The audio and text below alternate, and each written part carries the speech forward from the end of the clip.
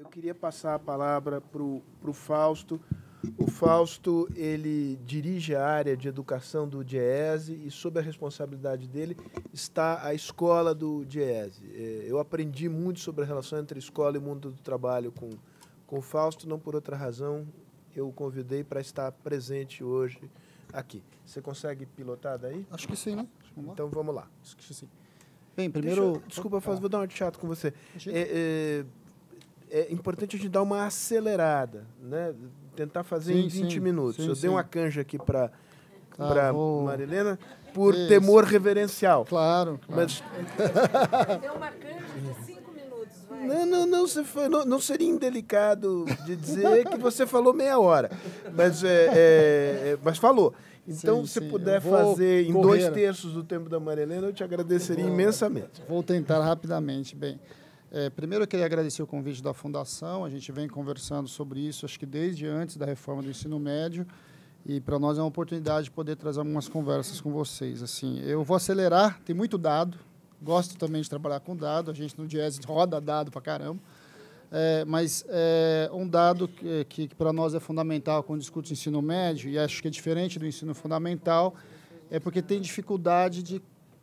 a gente não tem muita clareza de qual é o objetivo do ensino médio. Ao não ter essa clareza do que você quer que o sujeito, naqueles 3 anos, que são 3 anos somente, o que você vai encaminhar com esses 3 anos, ele acaba complicando muito das nossas análises e também muito das políticas que são geradas a partir disso. A outra questão que acho que é fundamental, e é fundamental esse debate aqui, é porque a implementação efetiva da reforma do ensino médio se dá pelas redes estaduais. Serão os conselhos estaduais que farão e terão o desafio de implementar essa reforma, que ela é tão importante. Então, o meu objetivo aqui, eu vou passar muito rapidamente pelos dados, alguns dados já foram falados, e aí tem uma outra questão também, Sérgio, porque até na educação as bases de dados são diferentes. Então, dependendo de onde você pega uma base, ela pode mostrar coisas que não necessariamente são as mesmas, mas todas indicam o mesmo caminho. A gente vai trabalhar, os dados que eu trouxe são basicamente os dados vinculados à PNAD e as possibilidades de mudança da PNAD. Bem, eu não vou passar pela reforma, já foi colocado. Aqui nesse dado, rapidamente, nós estamos falando de uma população jovem na casa de 51 milhões, ou seja, entre 14 e 29 anos, e no caso do foco do ensino médio, entre os 15 e os 17, próximo a 10 milhões de pessoas. Né? Uma taxa de desemprego muito alta, ou seja, na faixa etária jovem, ali você pegar entre 18 e 24, que é ingressão no mercado de trabalho, nós estamos falando de 1/4 dessa população está desempregada, e é algo que coloca para nós uma série de desafios quando a gente pensa em ensino médio. Essa é um pouco a pirâmide educacional brasileira, é a pirâmide como está hoje, 51% no ensino fundamental, 26% no médio, 15% no superior. Esta é a pirâmide do ponto de vista do que estamos. Ela está em transformação. Né? A universalização do ensino fundamental melhora isso, ou a evolução do ensino médio a gente espera que melhore isso, e a própria evolução do nível superior. Bem, eu não vou entrar aqui também, mas um pouco este é o dado rapidamente da taxa ajustada de frequência líquida do ensino médio. Nós estamos falando aí perto de 68%, o que significa que nós temos ali um bocado de gente fora do ensino médio ou fora da idade ideal para o ensino médio. Bem, o que eu quero chamar a atenção, até para focar um pouco a apresentação e avançar. Nos preocupa muito quando a gente discute o ensino médio, a não relação ou a não discussão de maneira mais efetiva com o pós-ensino médio, que tem a ver com a inserção no mercado de trabalho de alguma forma. Quando a gente vai para o miolo do ensino médio, da idade, é importante, sim, que ele não esteja ocupado e esteja estudando. É a maioria dessa população. Agora, chama atenção quando você já tem ali alguma coisa perto de 11% nesta faixa etária de pessoas que estão ocupadas e trabalhando. Se você atrasa a saída do ensino médio, essa relação ela cresce rapidamente, e ela é importante quando a gente vai pensar, não só a EJA propriamente dito, mas a gente sabe que o atraso na saída do ensino médio é um problema. Bem, os dados também vão mostrar para a gente um pouco, quando a gente pega as pessoas de 14 a 29 anos, por que elas... a pergunta que você faz nós fomos atrás do nem-nem. Nós temos uma tese que o nosso problema não é o nem-nem, o nosso problema tem grande medida com o sem-sem, porque você vai procurar esse sujeito, né? Ou seja, não é que um sujeito não quer estudar ou não quer trabalhar, porque a gente tem um pouco essa impressão. Na verdade, em muitos casos, ele não tem como trabalhar, porque ele não consegue um emprego nessa faixa etária dele.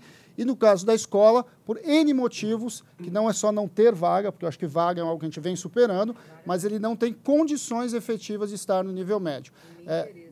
É um tanto quanto assustador, mas o que mais assusta, Mariana, é que quando a gente vai olhar, por exemplo, 50% diz que está trabalhando ou está procurando emprego nesta faixa etária. Eu estou falando dos que estão fora da escola. Quando você vai para as meninas, isso é mais grave ainda, porque se você juntar aqui os 30% de que estão trabalhando, né, mais os que estão procurando trabalho, mais os que têm trabalho dos afazeres domésticos, isso joga essa proporção para quase 70%. Então, isso coloca para nós um desafio de, quando a gente fala de permanência do aluno do ensino médio, de lidar com as questões sociais, que o Binho levantou um pouco aqui, ela é fundamental, e no ensino médio ela se agrava, porque é a ponte para o mercado de trabalho. Se a família tem dificuldade, de fato, ele acaba indo para o mercado de trabalho. E aí, uma outra pesquisa, tem várias pesquisas mostrando isso, a forma como o sujeito adentra o mercado de trabalho, ele condiciona e ele define a trajetória ocupacional dele para o resto da sua vida. Quem entra no mercado de trabalho de maneira precária, com baixos salários, qualidade profissional limitada, ele carrega essa realidade para frente. Isso é um agravante quando a gente pensa em um país que está perdendo a oportunidade do seu bônus demográfico, que é, neste momento, ser uma população jovem e que poderia estar colocando o Brasil num outro patamar do ponto de vista de ensino, pesquisa, qualidade do trabalho e densidade tecnológica desse próprio trabalho. Bem, o que mais assusta é que nós não temos no Brasil uma discussão séria, e é importante que o Homero esteja aqui, né, porque um dos trabalhos mais importantes que a gente tem sobre essa questão é como é que a gente vincula educação e trabalho. No Brasil, quando a gente pega os dados abertos, só 15% então possuem ensino nível superior, pensando que o superior estaria preparando para o mercado de trabalho. Somente 15% das pessoas com mais de 14 anos, sem superior completo, tiveram alguma forma de qualificação para o trabalho. Alguma. Não estou falando nem no ensino médio técnico, né? A grande maioria, inclusive, está em cursos de qualificação FICs de curto prazo. 16,5% das pessoas aptas a fazerem o ensino médio técnico estão ali. Quer dizer, algo que nos preocupa bastante é que a gente coloca, nós estamos dizendo que a gente coloca alguma coisa perto de 70% dos nossos jovens para dentro do mercado de trabalho sem nenhuma preparação para tal. Eles são jogados para o mercado de trabalho e lá eles se qualificam, lá eles constroem a sua trajetória ocupacional. Isso é algo que nos preocupa. Aqui tem uns dados um pouquinho mais desagregados, eu não vou entrar muito nesses dados para a gente poder trabalhar, porque eu queria entrar numa outra pauta aqui, volta aqui, que também ajuda a gente a pensar. Bem, um dado que a gente foi levantar também, nos interessou bastante, a gente pegou os 20% mais pobres, os 20% mais ricos, e fomos dar uma olhada o que esse sujeito faz quando acaba o ensino médio. Quando eu pego os 20% mais pobres, eles estão ali, na sua maioria, indo para ingressar, só 25% dos mais ricos, quando saem do ensino médio, vão para o ensino superior. Quando eu vou para os mais pobres, é 4,5%. Quando eu vou para os trabalhando, é uma inversão. Eu vou ter 13% dos 20 mais ricos estão no mercado de trabalho pós-ensino médio, e 32% dos mais pobres trabalhando. E aí você vai para sem trabalho fora da escola, fazendo algum curso. Então, nem é importante lembrar disso. Às vezes o sujeito está fazendo curso pré-vestibular, não é que ele está fora da escola. Ele está fazendo um curso, mas ele não está na educação regular. Isso coloca ali, aí isso é muito claro, os 20% mais ricos, está mais claro aqui, e quando você vai para os mais pobres, eles não estão fazendo. No caso do sem trabalho, fora da escola e procurando trabalho, você tem também os mais pobres com essa característica. Muito bem, eu quero enfatizar rapidamente algo que nos preocupa bastante.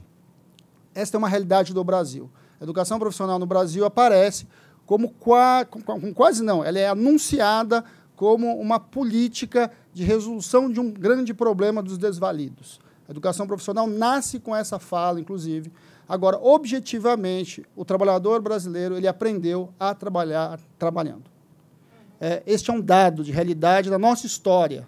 Bem, o que nos tem preocupado muito é que as mudanças tecnológicas, as mudanças no mundo do trabalho, têm tirado profissões e ocupações que, historicamente, introduziram as pessoas dentro do mercado de trabalho e a qualificaram quando a escola não a fez.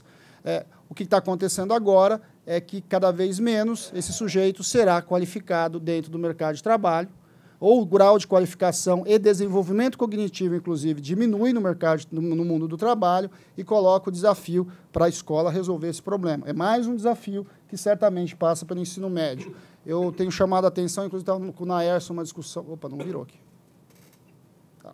Estava numa discussão outro dia com o Naércio, a gente discutindo um pouco, se vocês pegarem o que era um caixa de supermercado há 20 anos atrás e pegarem a quantidade de operações que ele fazia, e nesse processo de operações que ele fazia, ele tinha um processo de desenvolvimento cognitivo.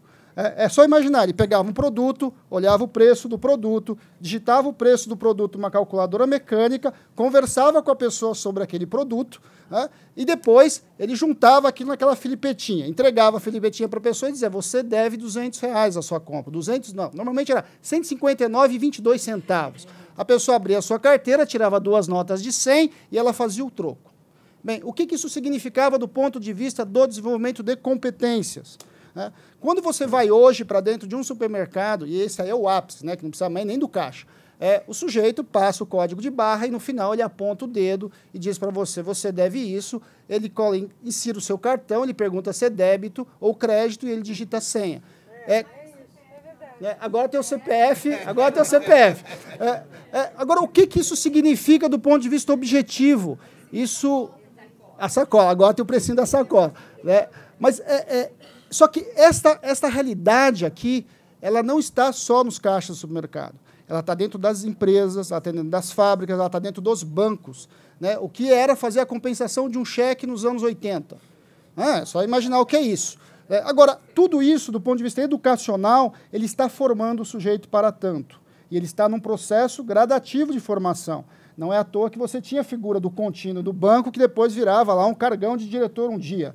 Bem, o que nós estamos dizendo é que é muito mais difícil isso acontecer hoje, a partir de uma mudança acelerada do mercado de trabalho. Bem, dados são sempre dados, tem muita controvérsia sobre esses dados. Os dados aqui, um pouco do que estava em Davos, a perspectiva era de perda de 7 milhões de empregos e 2 milhões criados, num período muito curto ali para até o ano que vem. Esse foi o dado publicado ali. Saiu uma pesquisa agora do IPEA, mostrando que 55% dos empregos hoje correm risco elevado ou muito elevado até automação até 2046. Esse é o dado em cima do mercado brasileiro. 35 milhões de trabalhadores formais correm risco de perder seus empregos para automação em até 7 anos. Bem, o que isso significa e como isso mostra? Claro que, sim, você tem perda de emprego e novos empregos formados, mas a razão ela passa a ser negativa, diferente do que nós tivemos em outras revoluções industriais no momento de ruptura. E o pior de tudo isso, os trabalhadores menos qualificados, com menos educação e com menos capacidade de competência desenvolvida, serão banidos desse mercado. E aí o que faremos com isso?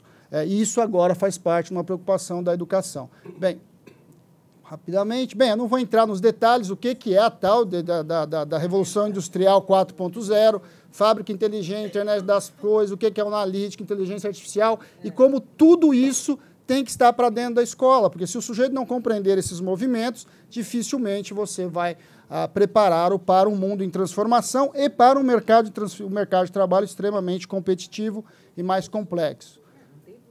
Não tem professor para isso. Hoje não tem. A gente tem algumas experiências muito interessantes no Sistema S, que está alguma coisa, muito menos que isso.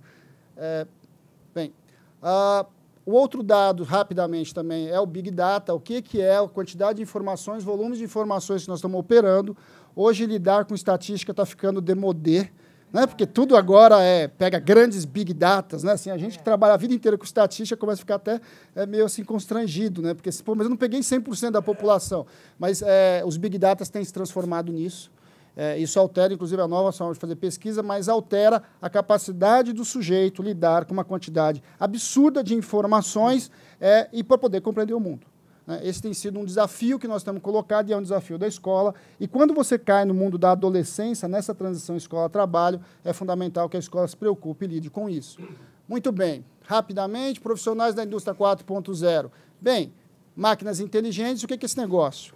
Não é só lidar com, é o que se formará com esse sujeito. Quem é esse sujeito que vai lidar com uma máquina que é inteligente? O que é isso, de fato? Nós não temos ideia do que é isso. O senso de urgência nos coloca uma velocidade de trabalho absurda, tudo agora é o tempo todo. A gente está falando aqui, o celular está piscando, dizendo que a gente tem que fazer mais alguma coisa.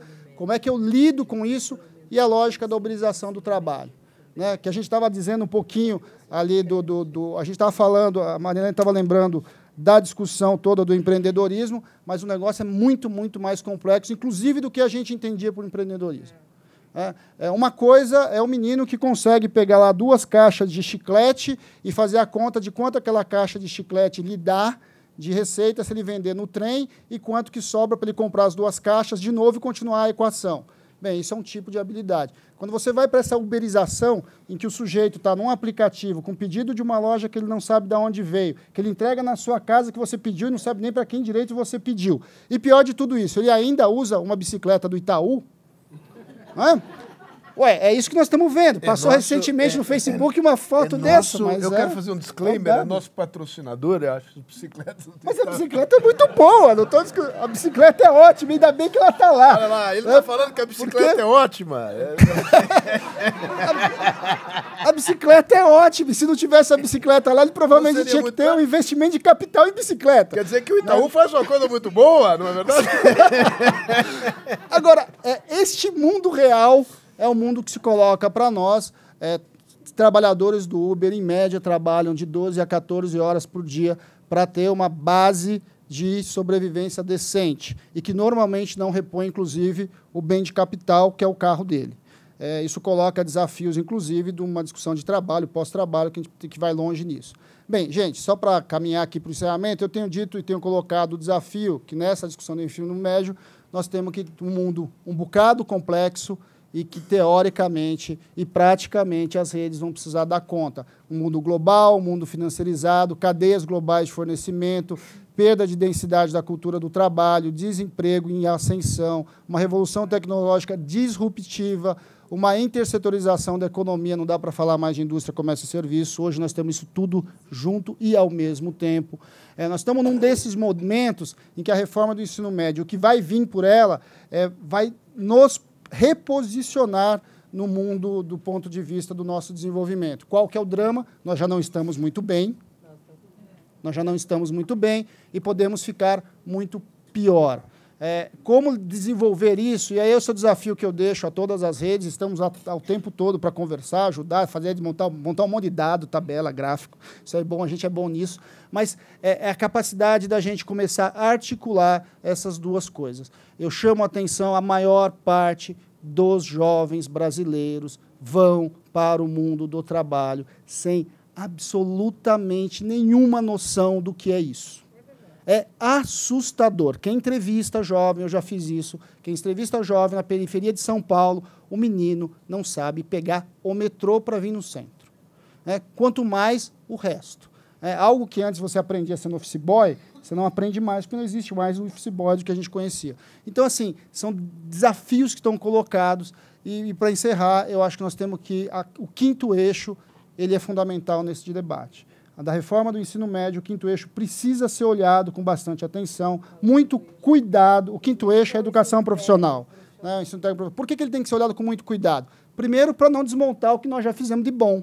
Tem muita coisa boa, muita coisa interessante acontecendo e muita inovação sendo feita. Dependendo de como você implementa, você destrói o que você fez de bom a duras penas nessa nossa história. Primeiro problema.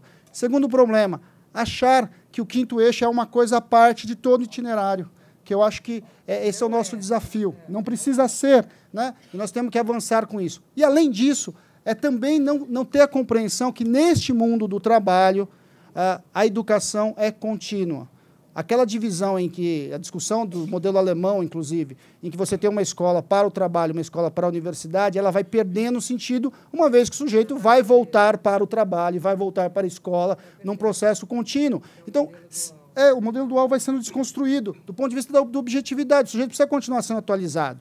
Então, você precisa rearticular isso. Tem várias possibilidades. É possível que o quarto eixo seja o primeiro ano, ou seja acreditado, como o ensino médio já permite, e que ele possa usar esses créditos para o nível superior depois, mas já prepara ele para o mercado de trabalho. Enfim, possibilidades há. Quais os desafios e como que a gente vai equacionar, eu acho que é o que está colocado para nós para os próximos anos. Espero que tenha ficado o meu horário.